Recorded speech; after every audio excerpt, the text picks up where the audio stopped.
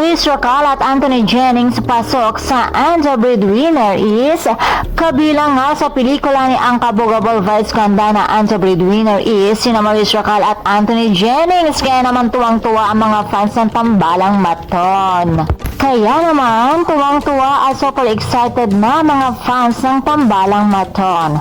Kasama nga sa first batch of entries para sa Metro Manila Film Festival 2024 ang pelikula ni Meme Vice, at bukod pa kina Maurice at Anthony, kabilang din sa pelikula sina Eugene Domingo, Gina Pareño, Jong Hilario, Gladys Reyes, Cocoy De Santos at Villa Antonio. At ang hatid ng pelikulang ito ay comedy drama directed by June Robles Lana. Natiyak, tatabo na naman ito sa takilya. Siguradong madami na namang mapapasaya ang pelikulang ito.